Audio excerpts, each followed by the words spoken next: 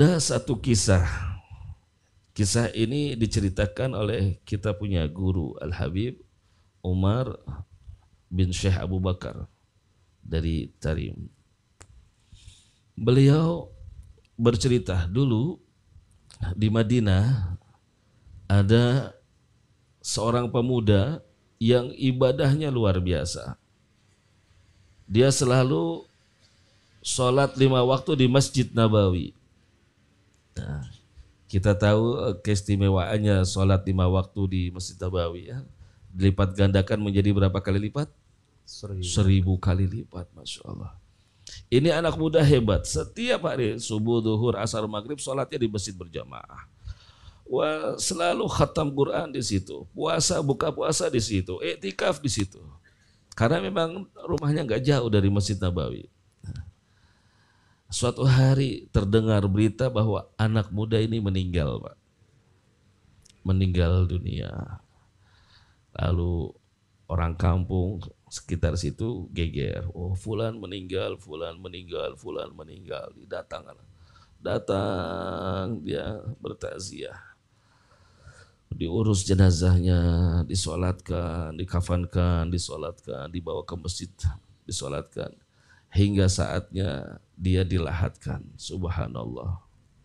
Saat jasad ini dimasukkan ke liang lahat, jasad ini tidak bisa menghadap ke kiblat. Allah. Begitu jasadnya dihadapkan ke kiblat, dia balik lagi. Dipaksa ngadep kiblat, dibalik lagi. Nah, kita nanti begitu kita. Setiap kita wafat nanti kita akan dihadapkan ke kiblat, dibuka kain kafannya, ya, dihadapkan ke kiblat lalu diadzankan. Nah, ini pemuda setiap kali dihadapkan balik lagi, dihadapkan balik lagi. Sampai orang-orang yang di bawah ini bingung, bagaimana ini? Sudah ditinggal. Dia tanya ke satu ulama yang ada di kota Madinah, ulama sepuh waktu itu. Lalu dibilang, idza kana if'al bima syaa rabbuka, katanya. If'al bima syaa rabbuka. Lakukan apa yang Tuhanmu kehendaki. Artinya sudah, kalau memang begitu ya sudah, kubur apa adanya. Lalu datang ini orang ke makam tadi, sampaikan fatwa daripada guru ulama setempat. Akhirnya diupayakan untuk dikabahkan, dikiblatkan yang terakhir kali. Subhanallah. Begitu dikiblatkan, dia berbalik malah membelakangi Ka'bah. Kiblat seperti ini. Jadi yang tadinya kan begini aja, begini lagi, nggak mau. Begitu yang terakhir, balik. Akhirnya sudah. Maka ditinggal itu. Lalu datang dia ke Syekh, udah selesai dikuburkan, datang ke orang alim tadi. Ya Syekh, kenapa ini bisa begitu? Apa dia bilang? Hadza rajul yu'minu billah wa la yu'minu bi Muhammadin. Orang ini beriman kepada Allah, tapi dia tidak beriman kepada Nabi Muhammad sallallahu alaihi wasallam. Kok bisa? Katanya. Kalau engkau mau tanya, kok bisa, tanya pada istrinya. Lalu diutuslah wanita untuk datang kepada istrinya. Datang. Ditanya, kenapa suamimu kok seperti ini? Gitu. Oh, istrinya nangis. Oh, nangis. Dia bilang apa? Suami saya itu orang baik. Dia tidak pernah meninggalkan sholat berjamaah.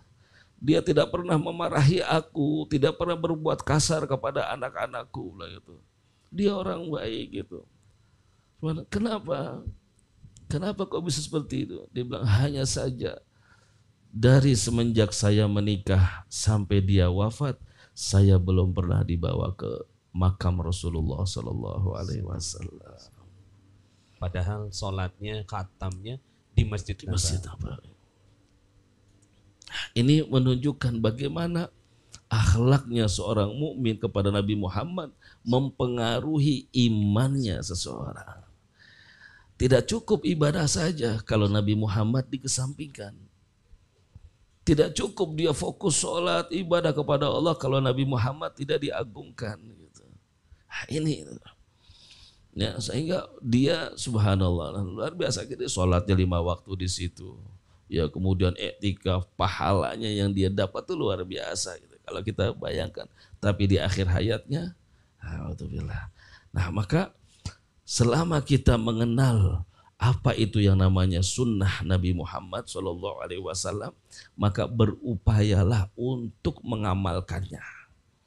Yang kita bisa. Yang Nabi tidak suka, yang Nabi larang, meskipun tidak haram, maksimal mungkin dihindarkan. Nabi nggak senang kalau umatnya makan berdiri.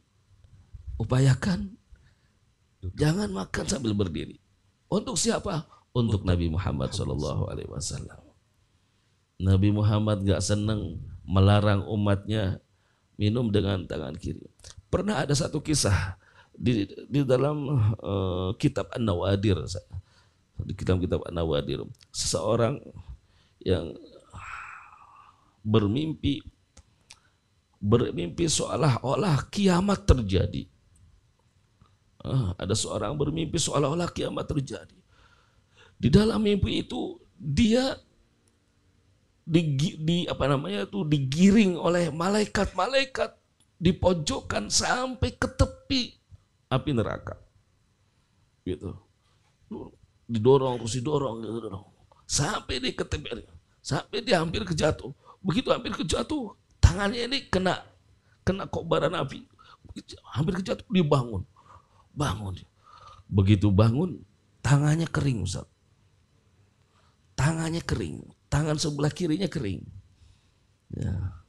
Paham nggak nih ceritanya nih? Nggak paham nggak apa-apa. Kita lanjut.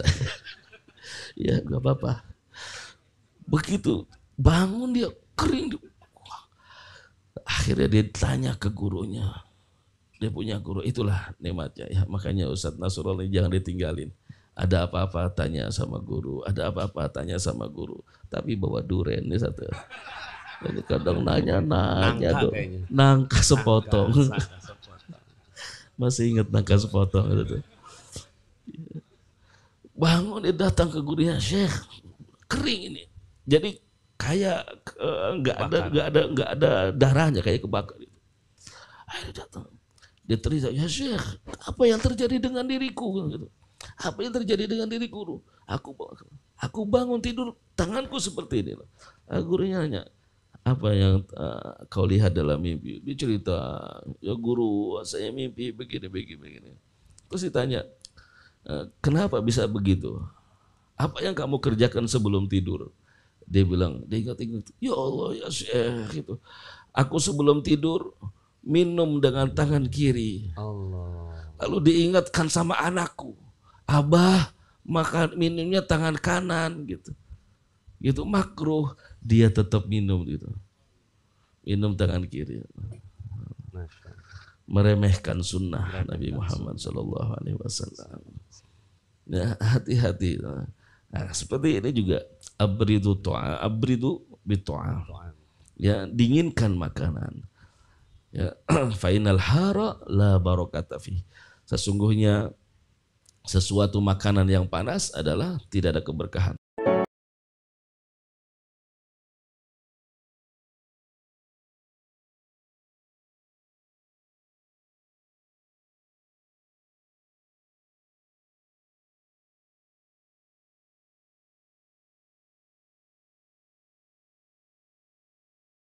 Alhamdulillahirrabbilalamin. Sahabat-sahabat Filah Best Learning Center yang kami cintai, sahabat-sahabat Magnet Rezeki, setelah Anda menyimak video ini, marilah senantiasa kita beristighfar kepada Allah Subhanahu wa taala untuk melepas perisai-perisai rezeki kita.